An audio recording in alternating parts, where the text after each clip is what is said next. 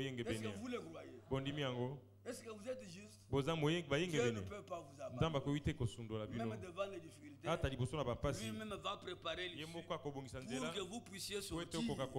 C'est pourquoi Paul écrivant aux Corinthiens, aux Romains plutôt, il pouvait leur dire, nous sommes dans Romains au chapitre 8. Les difficultés n'ont pas commencé aujourd'hui. Quand vous lisez toutes les épîtres, vous verrez que la première église est passée par beaucoup de preuves. Que ce soit chez les Corinthiens, chez les Philippiens, chez les Éphésiens, partout il y avait des choses. Et la Bible déclare que ces choses ont été écrites pour nous servir d'exemple. Et elles ont été écrites pour notre instruction. Maintenant dans Romains, qu'est-ce que la Bible dit? Romains au chapitre 8, au verset 18 aussi. La Bible dit ceci. Romains 8, 18. J'estime que les souffrances du temps présent. Est-ce qu'il y a des souffrances maintenant? Oui, il y en a.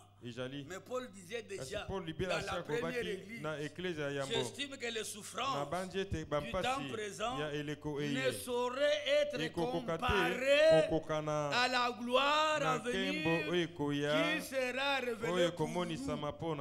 Nous passons par des épreuves, mais au-delà des épreuves, il y a une gloire éternelle. Que le nom du Seigneur soit loué. Dans 2 Chroniques. Nous sommes dans 2 Chroniques encore une fois. Mais cette fois-ci dans 2 Chroniques 15. L'Écriture dit au verset 7. Vous donc, fortifiez-vous. Et ne laissez pas vos mains s'affaiblir, car il y aura un salaire pour vos œuvres. Alléluia. Amen. Maintenant dans le psaume 126, vous avez des paroles semblables, des paroles d'encouragement en rapport avec les épreuves par lesquels nous passons. Il est écrit au verset 5, psaume 126. Au verset 5. Ceux qui sèment avec larmes moissonneront avec chant d'allégresse. Nous semons la parole aujourd'hui avec des larmes. Mais la semence que nous semons, c'est Dieu qui nous la donne. Nous semons avec des larmes, mais nous moissonnerons avec les chants d'allégresse. C'est lui qui marche en pleurant. Quand il porte la semence, qui porte la semence? Chacun de nous porte la semence aujourd'hui. La parole est prêchée, la parole est à nous. Nous marchons en pleurant à cause des difficultés. Mais que dit la Bible? C'est lui qui marche en pleurant. Quand il porte la semence, revient avec allégresse. Quand il porte des chants. Combien croient que bientôt l'Église atteint sa maturité?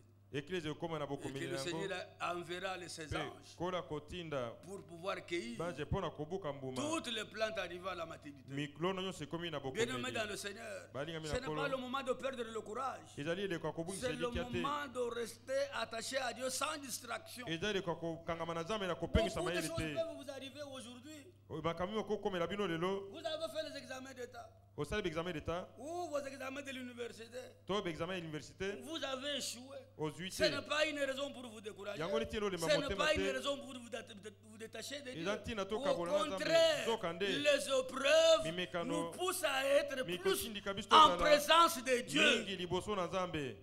Mais qui peut te consoler? Dans ta difficulté là. Aucun homme ne peut te consoler. Même s'il est ton ami. Souvenez-vous que Job avait des amis. Des amis qui l'aimaient bien. Mais quand il a connu des moments difficiles, quand Job est passé par des épreuves, les premières personnes qui se moquaient de Job, c'était eux. Ils sont venus avec un discours pour dire le voilà. Il vit dans le mal. Il fait ceci, il fait cela. Mais devant Dieu, Dieu était un homme intègre, craignant Dieu, fuyant le mal. Mais pour les autres, Job était un pécheur. Combien nous traitent de pécheurs? Combien nous accusent de tous les pécheurs? Mais devant Dieu, nous sommes des justes. Devant Dieu, nous sommes sans péché. Est-ce que vous le croyez? En Christ, Dieu nous a pardonné. Que le nom du Seigneur soit loué. Dans la marche, il arrivera beaucoup de choses. N'écoutez pas le discours moqueur. Mais tournez vos regards vers celui qui peut vous délivrer. Est-ce que vous le croyez? Mais déjà en Jésus-Christ, nous avons obtenu notre délivrance. Que le nom du Seigneur soit loué. C'est lui qui marche en pleurant. Il revient avec allégresse. Et il porte des germes. Je l'ai dit, je le répète. Il n'y a pas de preuve sans consolation. Chaque fois qu'il y a épreuve, notre Dieu est un Dieu de consolation. Il nous console dans toutes nos afflictions. Est-ce que vous le croyez? Est-ce qu'on peut les lire? Prenez des Corinthiens. Dans le livre des Corinthiens, il est écrit ces bonnes paroles que vous connaissez. 2 Corinthiens au chapitre 1. Nous pouvons lire ceci. Au verset 3. Béni soit Dieu.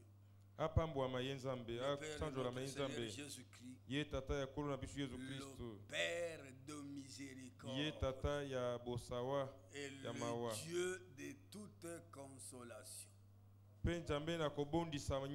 J'attendais des amens. Qu'il soit béni, qu'il soit exalté, que son nom soit jamais élevé. Pourquoi? Il est le Père de miséricorde et le Dieu de toute consolation. C'est Dieu-là qui nous console dans toutes nos afflictions. Alléluia. Afin que, par la consolation dont nous sommes l'objet de la part de Dieu, nous puissions consoler ceux qui se trouvent dans quelque affliction. Mais comment pouvons-nous le faire? Par la parole de Dieu.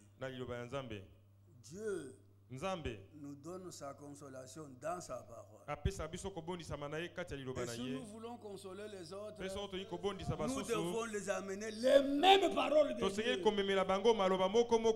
que vous le croyez? Lisons Romains 15. On va revenir ici. Nous sommes dans Romains 15. La Bible dit, nous qui sommes forts au premier verset, nous devons supporter les faiblesses de ceux qui ne le sont pas. Oui frère, nous sommes venus au Seigneur presque le même jour. Mais Dieu se révèle à qui il veut. Est-ce que vous voyez cela? Peut-être que vous avez plus de connaissances que moi. Ça ne veut rien dire. Cette connaissance, ce n'est pas pour nous séparer. La connaissance que nous avons, c'est pour nous amener à l'unité de la foi. Vous avez compris cela? À la connaissance du Fils de Dieu.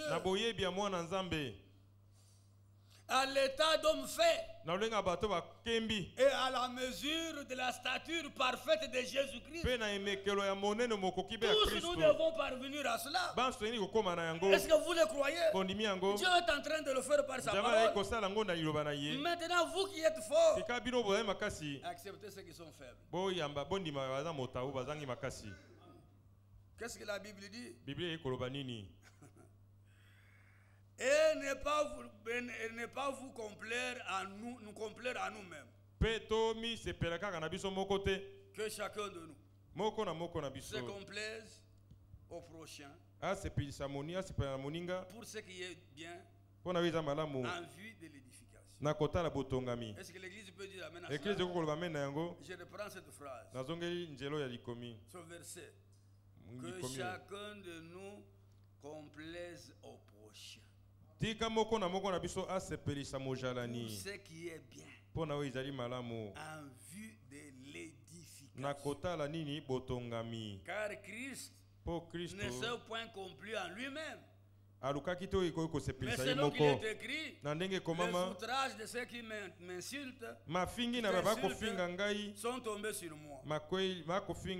Oh, tout ce qui a été écrit d'avance l'a été pour notre instruction, afin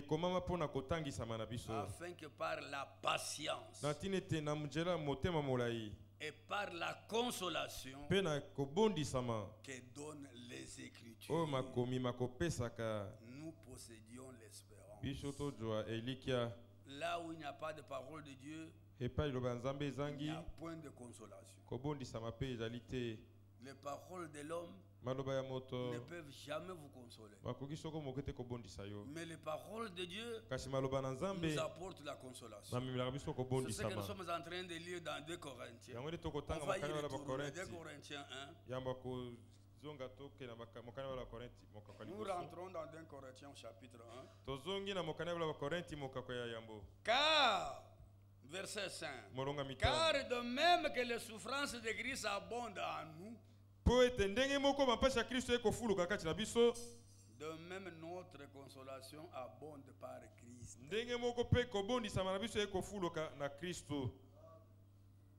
Amen. Si nous sommes affligés,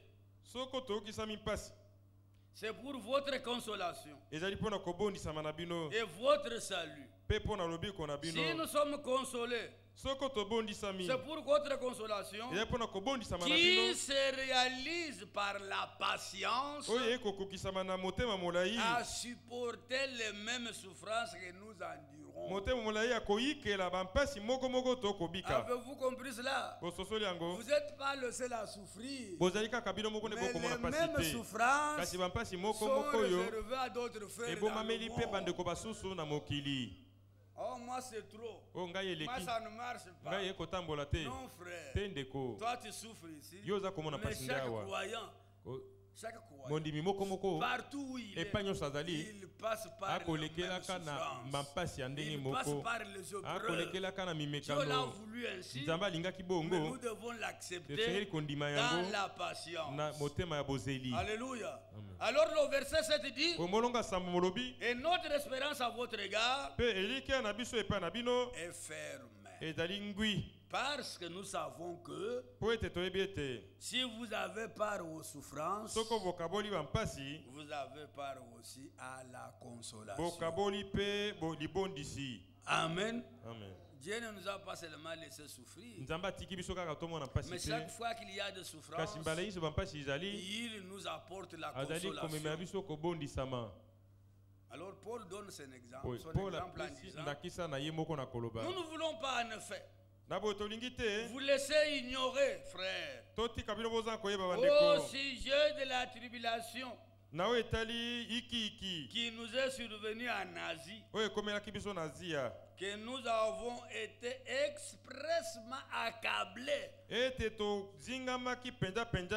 au-delà de nos forces, de sorte que nous désespérions même même de conserver la vie. Il y a des situations comme ça. Qui a déjà souffert comme Paul ici? Qui a souffert comme Pierre? Nous avons de légères afflictions. Et nous nous plaignons à tout moment. Mais ici, il dit de sorte que nous désespérions même de conserver la vie. Et nous nous regardions comme certains autres arrêts de mort. Poussés à bout. Il voyait que rien ne marche. Il voyait la mort devant lui. Il voyait qu'il ne pouvait pas conserver la vie. Alors cela l'a amené à quelque chose. À une pensée que je voudrais déposer à l'église. Afin de ne pas placer notre confiance en nous-mêmes. Mais de la placer en Dieu. Qui ressuscite les morts. Amen. Amen. Que Dieu soit loué. Moi j'aime un tel Dieu. Je peux placer toute ma confiance en lui. Car quand même je serai mort, il peut me ressusciter. Est-ce que vous le croyez? Même si vous mourrez aujourd'hui, vous n'êtes pas perdu. Est-ce que vous le croyez? D'ailleurs, les élus, ceux qui sont en crise, ne meurent jamais. Est-ce que vous croyez cela? Dieu leur a donné la vie éternelle. Bien-aimés dans le Seigneur, quelle est l'épreuve aujourd'hui qui peut vous séparer de Dieu? Il n'y en a pas. Est-ce que vous comprenez? Car même la mort, qui est la dernière solution, comme Paul la voyait déjà, il dit non, même si la mort venait, je place ma confiance en ce Dieu-là qui ressuscite les morts. Béni soit le Seigneur. C'est vrai, frère. Dans nos difficultés, le dernier rempart, c'est le Seigneur lui-même. Ce n'est pas une église, hein? Ce n'est pas un homme, hein? Le dernier rempart, c'est Jésus-Christ. Notre dernier refuge, c'est Jésus-Christ. Est-ce que vous le croyez? Que Dieu vous aide. C'est vrai, frère, il y a des moments difficiles. Mais Pierre a connu aussi des moments difficiles. Pierre a connu des moments difficiles. Jérémie a connu les mêmes souffrances. Job a connu les mêmes souffrances. La Bible dit de lui qu'il n'a même pas péché. Il est resté attaché à Dieu, disant à sa femme, si nous recevons de lui le bien, est-ce que nous ne pouvons pas aussi recevoir le mal? Tout vient de lui et que son nom soit exalté. C'est ça, frère. Alors, lui doit marcher tête haute. Non, il doit marcher tête haute. Il doit être sûr de lui. Il doit être sûr et certain qu'il ne connaîtra jamais la défaite. Qui doit comme ça? Aucun élu ne connaîtra la défaite. Dieu, par Jésus-Christ, nous a donné la victoire. La victoire sur la mort, la victoire sur la maladie, la victoire sur les échecs, la victoire sur le monde. Est-ce que vous le croyez? Que le nom du Seigneur soit loué. Marchez tête haute. La victoire est de notre côté. C'est pourquoi mon exhortation ce soir, soyez ferme. Soyez inébranlable dans la foi. C'est vrai, frère. Peu importe ce qui vous arrive. Mais si vous êtes de Dieu, si Dieu est votre Père, tout ce que vous avez comme épreuve, trouvera une bonne solution auprès du Seigneur. Est-ce que vous le croyez? Maintenant, terminons ce passage. Paul, il dit, c'est lui Dieu. Nous sommes au verset 10. C'est lui qui nous a délivrés. Combien croient que nous aussi nous avons été déjà délivrés par Jésus-Christ? C'est lui qui nous a délivrés et qui nous délivrera d'une telle mort. Lui qui nous espérons qu'il nous délivrera encore. Peu importe la situation, peu importe la difficulté, notre Dieu est un Dieu de délivrance. Dans tout ce qui nous arrive, il nous délivrera. Que Que son nom soit loué. Bien aimé dans le Seigneur. Maintenant, apôtre Jean a aussi expérimenté cela. Il nous donne une exhortation. Il dit qu'il a part avec nous à la tribulation, au royaume et à la persévérance. Chaque élu doit passer par ces choses-là. Nous sommes dans Apocalypse. Prenez Apocalypse au chapitre 1. Je voudrais dire à tous mes frères, avec beaucoup d'amour, supporter les souffrances dans la patience. Ce n'est pas un fait du hasard, mais c'est une volonté de Dieu que notre foi soit éprouvée. À moins que vous ne soyez pas croyant. Mais si vous êtes croyant, c'est lui qui vous a donné la foi. Il éprouve cette foi. Il voudrait voir si vous restez toujours à lui, attaché à lui. Le problème aujourd'hui, c'est cela. Sans épreuve, on peut faire n'importe quoi. Moi, j'ai des témoignages ici. Les gens qui s'éloignent, les gens qui disent que Dieu n'existe pas. Mais comme ils sont élus, Dieu finit par les ramener. Est-ce que vous avez confiance en ces dieux-là? Peu importe là où vous êtes. Si vous êtes un élu, aucun élu ne sera séduit. Aucun élu ne sera perdu. Tous, ils monteront. Est-ce que vous le croyez? À moins que vous ne soyez pas élu. Dieu ne vous laissera pas souffrir. Dieu ne vous abandonnera pas dans vos souffrances. Souvenez-vous que nous étions longtemps dans la boue du péché. À cause du péché d'Adam et Ève dans le jardin d'Éden. Il n'y avait plus d'intimité entre nous et Dieu. Pour cette raison, Dieu a pris le corps humain. Il est descendu. Il a laissé la gloire. Il est venu nous chercher dans la boue du péché où on était. Est-ce que vous croyez cela? Cet amour nous a trouvés dans la boue du péché. Et cet amour nous a rachetés. Parce que la rançon a été payée. Le sang glorieux et précieux de Jésus-Christ a été versé pour toi. Alors Dieu ne peut pas t'abandonner. Peu importe les épreuves, la victoire finale t'appartient. Que le nom du Seigneur soit loué. Pierre, qu'est-ce que tu nous dis encore? C'est ce que nous annonçons dans Jean. Je voudrais qu'on lise un peu dans Jean. Plutôt dans Apocalypse. Il s'agit de l'apôtre Jean, mais dans le livre d'Apocalypse. Au chapitre 1. En rapport avec la consolation. Jean dit ceci.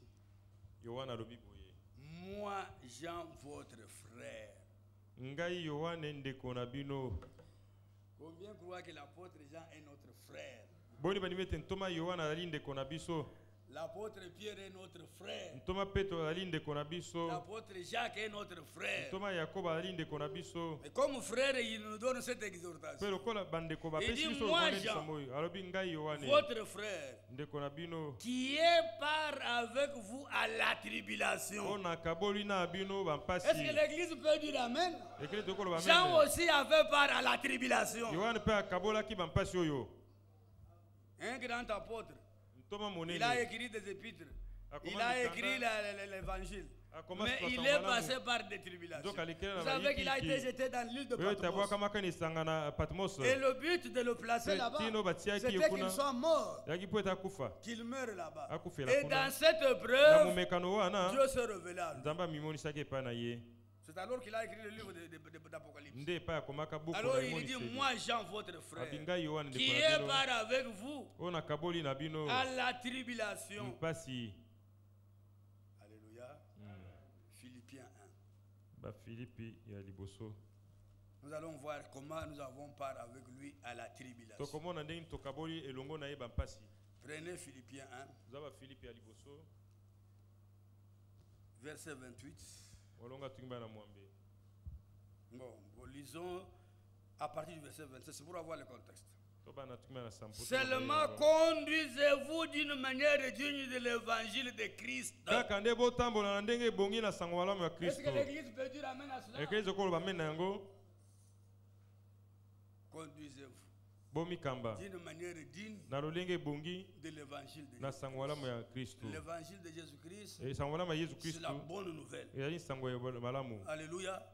Conduisez-vous d'une manière digne de l'évangile de Jésus-Christ, afin que, soit que je vienne vous voir, soit que je reste absent, j'entends dire de vous que vous demeurez ferme dans un même esprit,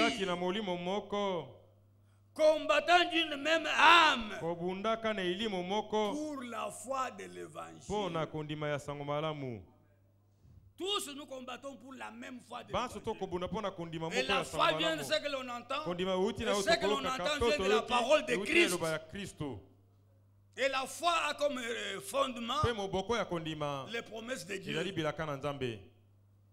Sans vous laisser aucunement effrayer par les adversaires. Ce qui est pour eux une preuve de perdition. Parce qu'ils ne croient pas. C'est lui qui croit au nom du Fils de Dieu. Il a la vie. Et celui qui ne croit pas, il n'a pas de vie. Il va dans la perdition. Mais pour vous, c'est une preuve de salut. Et c'est cela de la part de Dieu. Pourquoi? Car il vous a été fait grâce par rapport à Christ, non seulement de croire en lui, mais encore de souffrir pour lui. Est-ce que l'Église peut dire Amen? Celui qui croit en lui, il doit souffrir aussi pour lui. C'est ce qui a été dit à Paul. On te montrera tout ce que tu vas souffrir pour son nom. Toi aussi, étant croyant de la parole, croyant de la vérité, vous avez aussi à finir avec les souffrances de Christ dans votre chair. Vous devez souffrir aussi pour le nom de Christ. Que le nom du Seigneur soit loué. En soutenant le même combat que vous m'avez vu soutenir et que vous apprenez maintenant que je soutiens. C'est que pour lui les souffrances n'étaient pas finies. À Icône, il avait des souffrances. À Lystre, il avait des souffrances. Ailleurs, il avait des souffrances. Mais il est resté égal à lui-même. Il a dit qu'il y a un seul qui peut nous délivrer. C'est Jésus-Christ.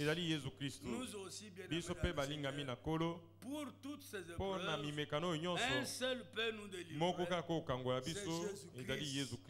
Jean a dit, moi votre frère qui est par rapport à l'affliction ou à la tribulation, mais au royaume aussi. Vous croyez que nous allons entrer dans le même royaume avec lui? Combien croient que le royaume nous a été déjà donné? Il y en a qui n'ont pas levé la main. Et ils attendent le royaume. Mais nous sommes déjà dans le royaume. Le royaume, Dieu nous a donné déjà. Pendant que nous parlons ici, le royaume est à nous. Dans Luc 12, la Bible nous dit ceci. Prenez Luc 12. Ce sont des versets que vous connaissez. Mais nous les répétons toujours pour que vous soyez certains de Dieu. Que celui qui vous a dit cherchez premièrement le royaume, il vous a déjà donné le royaume. Luc 12, verset 32. Vous êtes là? Qu'est-ce qui est écrit là-bas? Bon, verset 31. Cherchez plutôt le royaume de Dieu. Et toutes ces choses vous seront données par-dessus. Mais écoutez le verset suivant. Ne crains point, petit troupeau, car votre Père a trouvé bon de vous donner le royaume. Alléluia. C'est lui qui nous demande de chercher le royaume. Il sait que sans lui, nous ne trouverons jamais ce royaume-là. Alors il a trouvé bon de nous donner le royaume. Et grâce à son fils Jésus, il nous a transportés. Est-ce que vous êtes là? Colossiens 1. Il nous a transportés dans ce royaume. Béni soit Dieu. Parce que toutes ces choses, Christ les a déjà accomplies pour nous. Colossiens chapitre 1, verset 12. Rendez grâce au Père qui vous a rendu capable d'avoir part à l'héritage des saints dans la lumière. Alléluia. Et qui nous a délivrés de la puissance des ténèbres et nous a transportés dans le royaume du Fils de son amour. Est-ce que vous croyez cela? Dieu l'a déjà fait. Il nous a donné le royaume. Il nous a transportés dans le royaume. Oh. Mais nous luttons encore par la foi. Aujourd'hui, nous qui sommes sur la terre pour entrer dans le royaume. Dans Acte 14, je crois qu'on termine par là.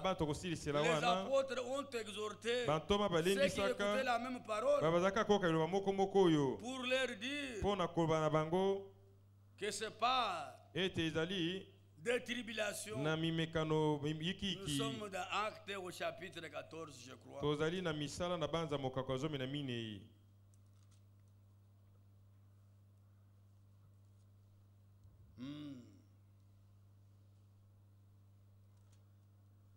Nous sommes au verset 20. Mais les disciples l'ayant entouré, il se leva et entra dans la ville. Ça c'est Paul. Le lendemain, il est parti pour Derbe avec Barnabas. Quand ils eurent évangélisé cette ville et fait un certain nombre de disciples, ils retournèrent à Lystre, à Icône et à Antioche. Dans toutes ces trois villes, Paul a connu beaucoup de souffrances. Il a été persécuté. Mais alors qu'est-ce qu'il a fait? Il fortifiait l'esprit des disciples, les exhortant à persévérer dans la foi et disant que ce n'est pas